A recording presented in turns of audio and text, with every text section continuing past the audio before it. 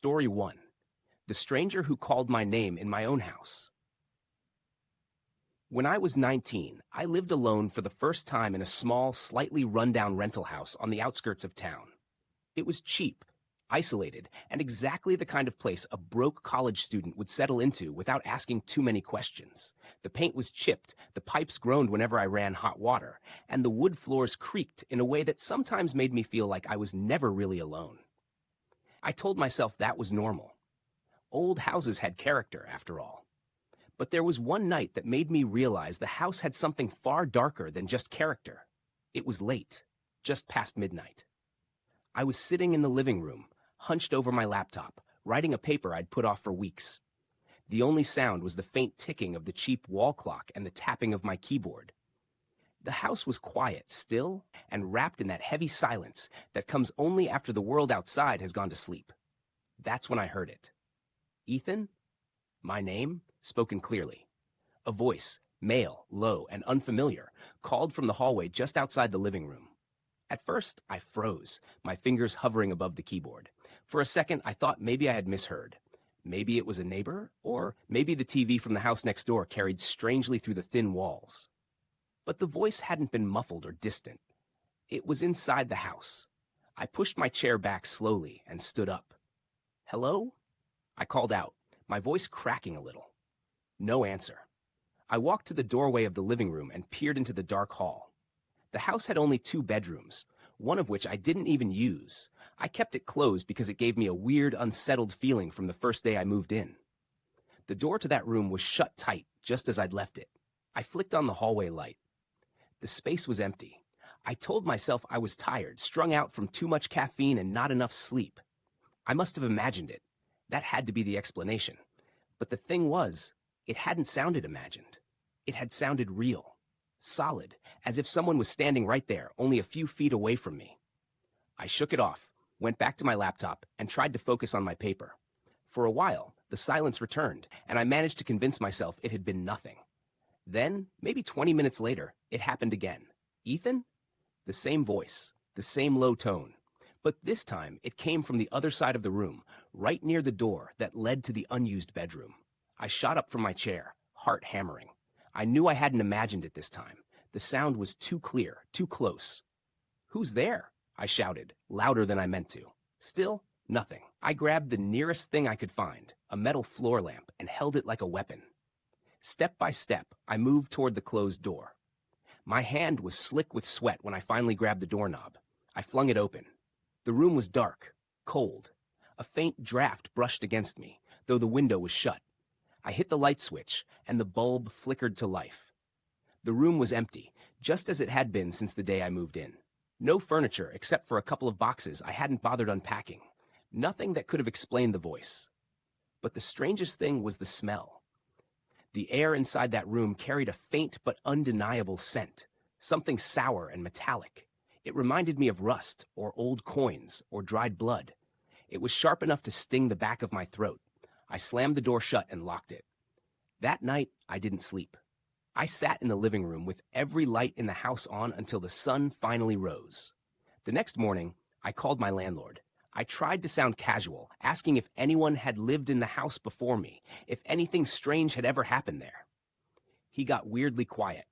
Then he said, "Places that cheap usually have a history, but if you don't like it, you can always move out." That was all he would give me. He never directly answered my question. For the next week, nothing happened. I began to relax, to chalk the whole thing up to stress and paranoia. Maybe I had imagined the voice. Maybe the smell was just mildew or bad insulation. Then, one night, again while working late at my laptop, I heard the voice a third time. But this time, it didn't call from the hallway. It whispered directly behind me, "Ethan." I swear I felt breath against my ear. I spun around so fast I knocked my chair over. The room was empty, of course. No one was there. My heart was slamming in my chest so hard it felt like it might break my ribs. That was the night I packed a bag and stayed with a friend. I only went back to the house twice after that, once to grab more of my things and once to turn in the keys. Both times, I went during the day when the sunlight poured through the thin curtains and made the place feel less oppressive. I never went back after that. A few weeks later, I was sitting with that same friend when he asked me a strange question. Didn't your uncle used to live out by the old highway? In that little white house with the crooked porch? I froze. Because the house I'd rented was exactly like that. White paint, sagging porch set back from the highway. But I didn't have an uncle who lived there. I didn't have an uncle who lived anywhere near this town. My friend swore he remembered visiting that house years ago with someone named Ethan. Someone who looked like me, but wasn't me. I didn't know what to say. I still don't. All I know is this. Somewhere in that house, something was calling for Ethan. And though it used my name, I don't think it was calling for me. Story 2. The midnight phone call. Asking for someone who never lived there. It was the kind of winter night where the silence felt heavy, like the cold had pressed itself against the walls of my small apartment, sealing me inside a vacuum of stillness. The only sound was the faint hum of the refrigerator and the occasional creak of the building settling. I had been asleep for maybe 2 hours when the shrill ring of my landline split through the quiet. Yes, I still had a landline. My grandmother insisted on paying for it, claiming cell phones were unreliable and that emergencies always found their way through wired connections. Most nights I forgot it even existed, until it rang. I startled awake, heart hammering in my chest. My phone sat on the nightstand, glowing softly with the time. 12:07 a.m. The landline was across the room, mounted on the wall near the kitchen. Its ring was old-fashioned, piercing, insistent. I almost didn't answer. Everyone knows nothing good comes from calls after midnight. But the sound kept slicing through the silence, and before I knew it, my feet had carried me to the receiver. I pressed it to my ear. Hello? For a few seconds, nothing. Just static. My chest tightened. Then, a woman's voice came through, flat and emotionless. Is Anna there? I froze. The voice was distorted, faint, like it was speaking from the bottom of a tunnel. There's no Anna here. I said carefully, trying to mask the tremor in my throat. You must have the wrong number. Silence stretched, but the line was still open. I could hear faint breathing. Then the woman repeated herself, slower this time. Is Anna there? Her voice had changed. It wasn't just flat anymore. It was colder, heavier. Like she already knew the answer and was asking just to hear me deny it. There's no Anna here, I repeated, this time firmer. No one by that name has ever lived here. And then came a detail that chilled me. Yes, she has, the woman whispered. I couldn't respond. My tongue stuck to the roof of my mouth. The way she said it, it wasn't a mistake. It was certainty. She believed Anna belonged here, like I was the intruder. I slammed the receiver down, heart thudding so hard it hurt. The sound of the plastic crashing against the base echoed too loud in my tiny apartment. I stood there, staring at the phone, waiting for it to ring again. But it didn't. Eventually, I crawled back to bed, though sleep wouldn't come. Every creak of the building sounded like footsteps. Every shadow stretched too long. I kept hearing her voice in my head, over and over. Yes, she has. Morning brought little comfort. I tried to dismiss the whole thing as a prank or a drunk dial. Still, the unease clung to me. By the second night, I had convinced myself it was over. I double-locked my door, turned off the lights, and tried to settle into the quiet. But at 12:07 a.m. on the dot, the phone rang again. I let it ring once, twice, 3 times. On the 4th, against all my better judgment, I picked it up. This time, the voice came immediately. Is Anna there? It was the same woman, the same hollow tone. No, I whispered. My voice cracked. There is no Anna here. Stop calling. The line hissed with static. Then, as if leaning closer to the receiver, the woman said something new. Tell her, I found her. I dropped the phone so fast it banged against the wall. My hands shook violently. I backed away until my shoulders hit the bedroom door. The line had gone dead by the time I worked up the courage to hang it up properly. That night, I didn't sleep at all.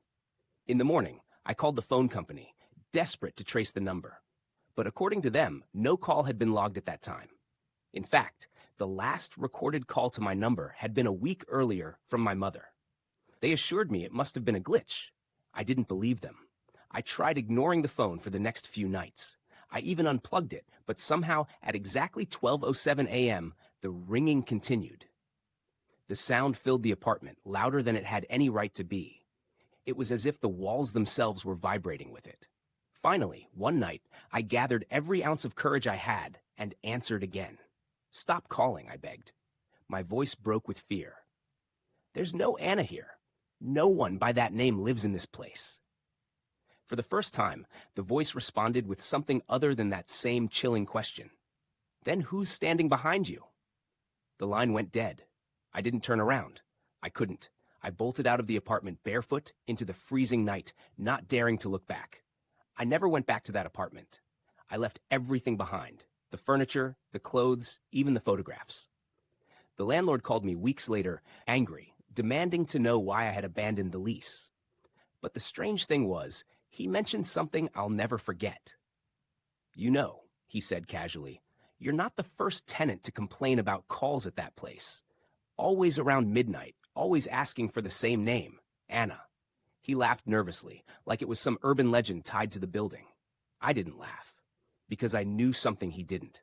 The last words the caller ever spoke to me weren't a request. They were a confirmation. She's there. And every time I think about that phone, that impossible ringing, I wonder if Anna wasn't a stranger at all. I wonder if she was always here. And maybe somehow when I moved in, I took her place. Story 3, the hospital voice that asked for the dead. Patient hospitals have always carried a particular weight for me, even before I ever set foot in one as an employee. They're places where beginnings and endings coexist, where new lives cry their first breaths, and where the old or the unlucky exhale their final ones. When I took the overnight job at St. Vincent's Hospital as a patient care aide, I thought the worst thing I'd have to deal with would be exhaustion and the occasional hostile family member. But I was wrong. What I experienced in those halls still keeps me up at night. It was my 3rd month working the graveyard shift, and by then, I'd developed a strange kind of routine. The world outside seemed dead, silent, sleeping.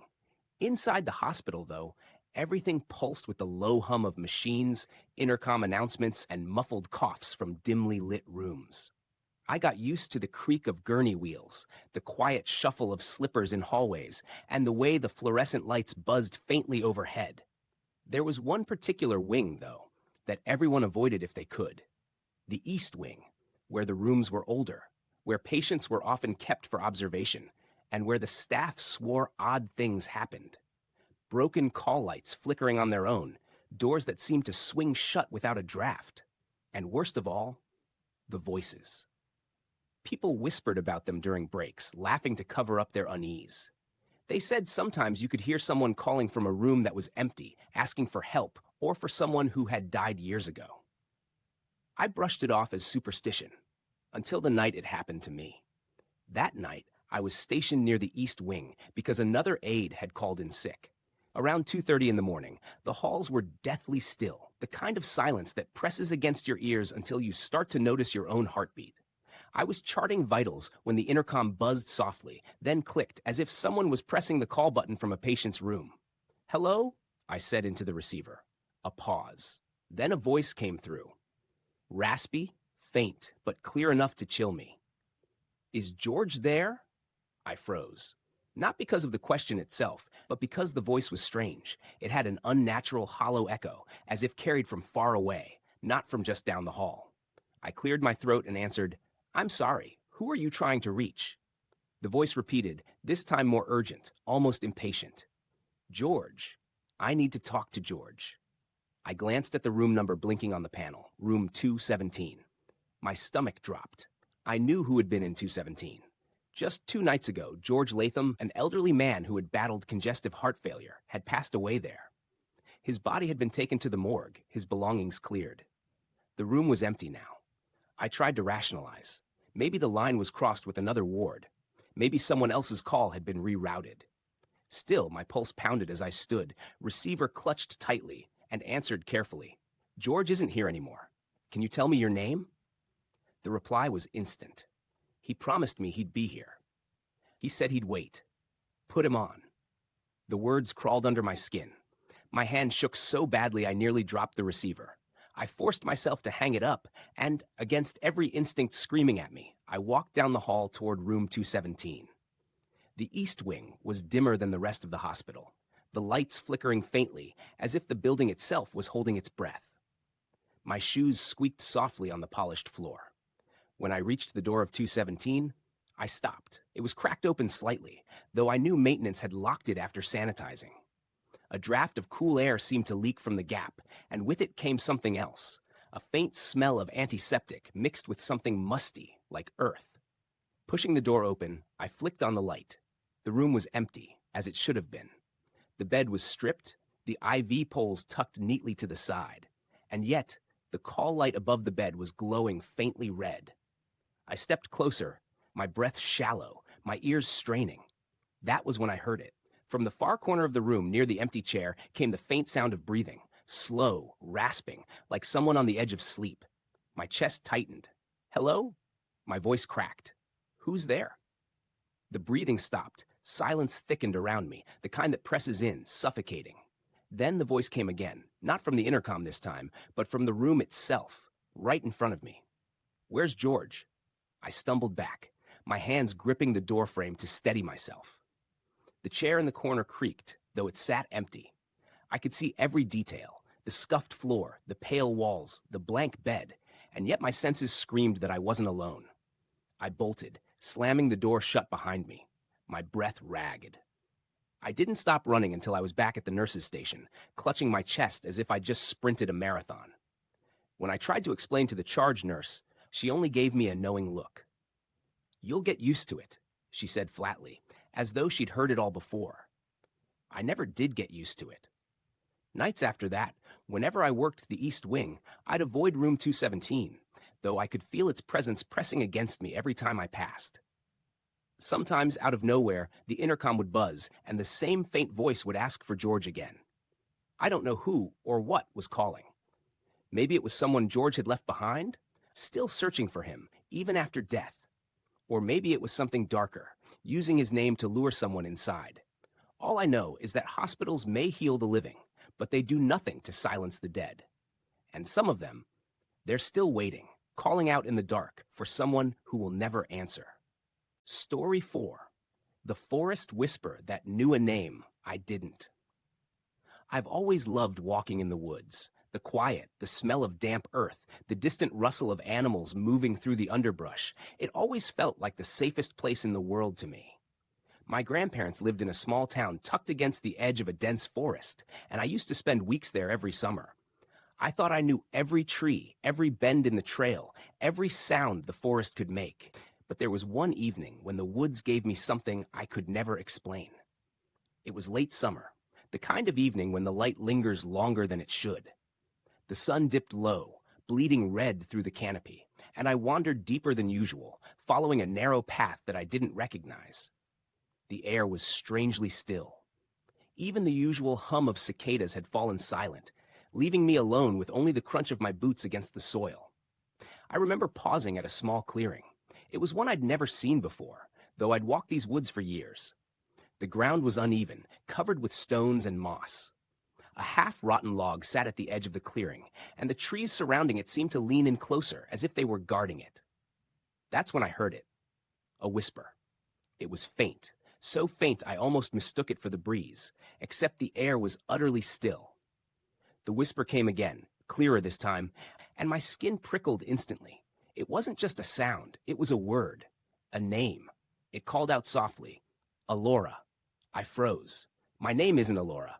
I don't know anyone named Alora. The word carried through the clearing, wrapping itself around me like cold smoke. It wasn't shouted. It wasn't angry. It was spoken with strange familiarity, like someone calling a child in from play. I scanned the trees. Nothing moved. Shadows stretched long and crooked, but no figure stood among them. I listened, every muscle in my body stiff, waiting to hear if it would come again. And it did. Alora. This time it was closer. It felt like it was spoken directly into my ear, though I was standing alone in the clearing. My heart began hammering so hard I thought it would crack my ribs. I whispered a shaky hello into the empty air, my own voice sounding alien against the stillness. The forest answered back. "Alora, you're late." I turned so fast I stumbled, scanning every corner of the clearing. There was no one. Absolutely no one. The whisper carried an edge of disappointment this time, as though whoever, or whatever, it was had been waiting for me. I backed away, the urge to run fighting against the fear of making too much noise. Every step I took, I felt eyes on me, though the clearing was empty. I finally forced myself to bolt down the path, branches snapping under my feet, my breath ragged. But the whispers didn't stop. They followed me. Alora, come back. The voice slipped through the trees, always just behind me, just at the edge of hearing. No matter how fast I ran, it stayed with me. By the time I burst into the familiar trail near my grandparents' house, the sky had gone dark. I sprinted the rest of the way, slammed the back door shut, and locked it. My grandmother looked up from the kitchen, startled by my wild entrance. I didn't tell her what I heard. I didn't know how to. Who would believe me if I said the forest called me by a name that wasn't mine? That night, though, lying in bed, I couldn't sleep. My window looked out over the tree line, and I swear I could see movement in the shadows just beyond the first row of pines. The wind had picked up, or at least that's what I told myself when I heard faint whispers again. My grandmother said the forest sometimes played tricks. That sounds carried strangely, that animals made noises you'd never expect. But this wasn't an animal. This wasn't a trick. A week later, curiosity got the better of me. I went to the local library, hoping to distract myself. On a whim, I searched for the name Alora. I wasn't expecting much, but a single entry caught my attention. It was a story from decades ago, about a young girl named Alora Green, who went missing in those very woods. She was last seen walking toward the tree line at dusk, heading to meet a friend she claimed had been calling her name. They never found her body. I felt my stomach twist. The description of where she was last seen matched the direction of the clearing I had stumbled into. I never went back to that part of the woods. In fact, I stopped wandering in alone altogether. But every summer since, when I visit my grandparents, I hear whispers at night drifting from the trees. Sometimes it's too faint to make out. Other times,